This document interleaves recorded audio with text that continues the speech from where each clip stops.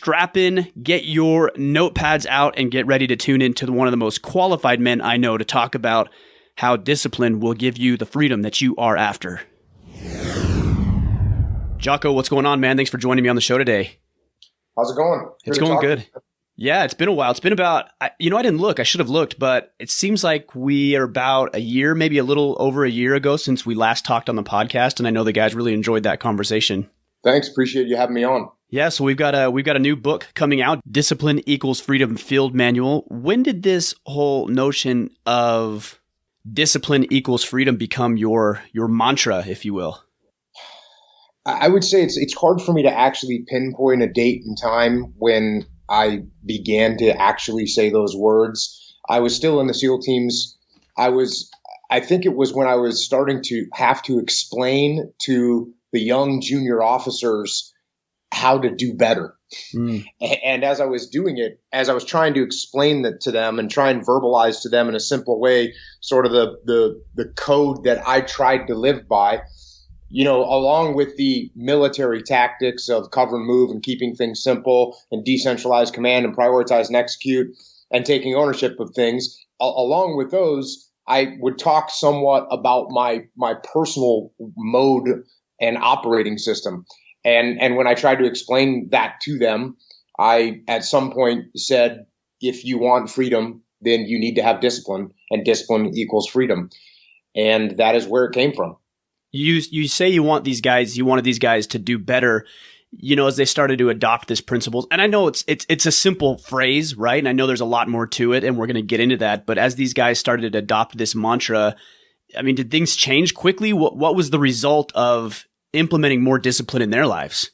Well, it's obvious when anyone starts to implement discipline in their lives that their lives get better. Sure. And you see that on every level, from the way they handle their finances to their physical conditioning to their actual internal health to the way they do their job to the way they, take care of their family. When you live a disciplined life, you do better across the board.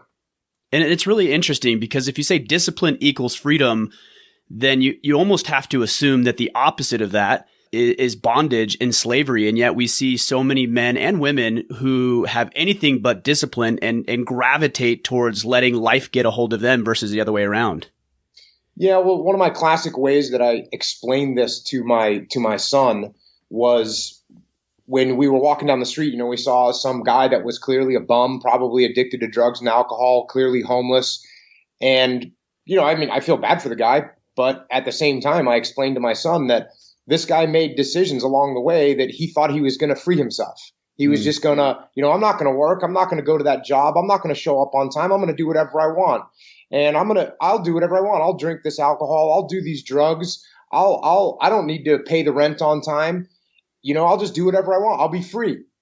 And now, like you said, he's a slave. He's a slave that has nowhere to live. He's a slave to the weather. He's a slave to trying to beg for food and for water and for medical attention. He's a slave to people that are willing to give him things as opposed to owning things and making things happen for himself. So I think that's the strongest example of where total freedom results in, a devastated life is if you look at many, many people that have lost their way and lost their path in life, and they end up, addicted to drugs and alcohol and living on the streets because they have had no discipline. Let's define the word freedom. When you say freedom, what are you experiencing in your life, and what do you mean that other people can experience in their lives when you're talking about freedom? Well, freedom is the broad term for me that encompasses being able to do what you want primarily. Number one is being able to do what you want. And the more discipline you have in your life, the more you will be able to do what you want. And that's not true initially. Initially, the discipline, it might be things that you don't want to do at the time. Sure. But the more you do things that you don't want to do, the more you do the right things, the better off you will be, and the more freedom you will have. So again, the classic examples that I talk about all the time are financial freedom. Number one, because if you want to have financial freedom, what you need to have is financial discipline. And the more attention you pay to how you spend your money and the more disciplined you are in saving money and not buying things that you don't need, the better off and the more financial freedom you are going to have. The other one that I talk about all the time, because everyone understands it, is free time. Everyone wants to have more free time. And if you want to have more free time, there's only one real way to get there, and that's to have more disciplined time management. Not only creating a schedule of what it is you want to do during a day and then sticking to that schedule, but also saying no to things that don't benefit you in any way, saying no to things that aren't going to help you improve as a human being, saying no to spending an hour and 47 minutes watching stupid YouTube videos that are actually taking you backwards mentally. Yeah. Those are the kind of things you need to say no to if you want to have more free time. And I imagine too, and I know this has been true for me, is that the more that I exercise discipline in my life, for example, the discipline of getting out of bed earlier and going into the gym, the longer that I exercise that discipline, the less discipline that is actually required for me to continue doing that thing.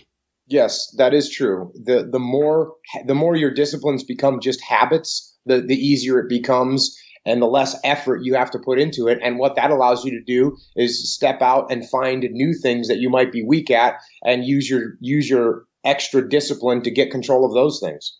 When you talk about the things that you're weak at, I think there's two schools of thought, and I think it's probably somewhere in the middle, but a lot of people will talk about, don't worry about what you're not good at, just double down on what you are. And then other people will say, always focus on your weaknesses so you can build those up. Where do you fall, or is it somewhere in the middle? I think you definitely want to capitalize on your strengths for sure. You know, if you and I were to get into a fight and I knew that you were a really good boxer and I was a really good grappler, well, then I would take you down to the ground and submit you there.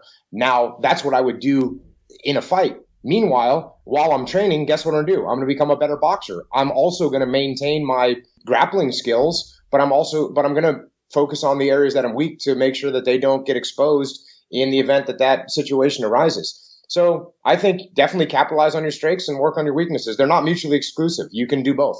I will say that one of my goals in life is not to get into a physical altercation with you, though. Unless we're training, I would take part in that for sure. Come on down to San Diego. Right on. I'm definitely going to take you up on that. So, Jocko, have you always been disciplined? I mean, where does this come from? Is this ingrained in you? Were you born disciplined? Were there times in your life where you were not disciplined? Oh, yeah. I was kind of a crazy kid growing up. I actually was pretty rebellious. And for me, growing up in a small New England town, probably the most rebellious thing that I could do was join the military, because most kids either stayed in town and became house painters or landscapers, or they went off to college and pursued some kind of a career. Not many people from where I'm from joined the military. So that's one of the most rebellious things I could do was join the military. And I think what led to that was I was a little bit of a rebel against kind of the mainstream kids that I grew up around that were smoking pot and listening to hippie music. And I actually went in the other direction and was into kind of hardcore music and metal music. And that attitude that I learned from that kind of music sort of directed me in this thought process when I was young. And it just kind of carried through. And I would say that phase of my life, it was pretty hardcore for when I was a kid. But it's still, I still think about that. I still listen to the same music. I still believe in trying to do the right thing and try and maintain discipline in what I'm doing. How did your perspective change when you joined the military? Joining the military was great for me because it was a blank slate. When you're a kid, and when I was a kid, and I think a lot of kids have this problem. When I say kids, I mean people between the ages of 7 and 27. I think that it's hard sometimes to connect the present with the future. And I know I didn't realize where that what I was doing at this moment in time as a 14-year-old or 15-year-old kid absolutely would affect where I would end up in the future. And what was great was when I joined the military, all of a sudden they paint this very clear path for you. And for me, the path that I was trying to get on was trying to be a SEAL. And when I got into boot camp, they said, okay, if you do these things, you will be on the path to be a SEAL. If you don't do these things, you will be off the path. So it was very simple for me. Okay, I need to do these exercises. I need to run this amount of time. I need to swim this amount of time. I need to fold my uniforms the way they're telling me to fold them. I need to study the material that they're telling me to study if I want to stay on the path to becoming a SEAL. So once I found that path, I could focus my energy on it, and that's what I did. So then you're suggesting that if somebody were to find a path that's appealing to them or moves them for whatever reason, then that's going to help them be more disciplined because they work themselves backwards into the tactics that need to be completed? Yeah, and I think that's one of the hard things for younger people is I had a very clearly defined path that I did define it for myself. I wanted to be a SEAL. And so that's a very clearly defined path for me. A lot of people, they don't know what it is that they actually want to do. And so when you don't know what you want to do, there's no path to be on, so you can just wander wherever you want. And what I would say is, even if you don't know where you want to go, there are certain fundamental things that are going to help you no matter what path you want to be on.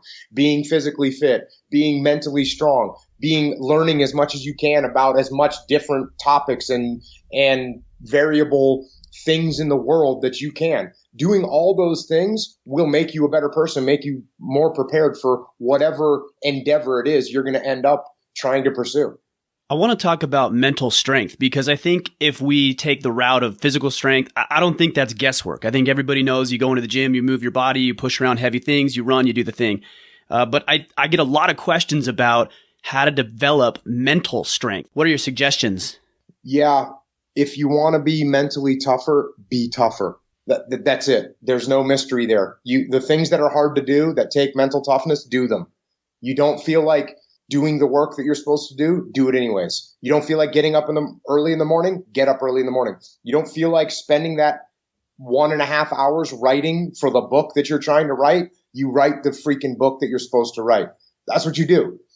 There's no magic pill. There's no brain waves that you can hook into a machine. There's no meditation that's going to get you there. What you do is the things that you don't feel like doing, do them anyways. Just be tougher.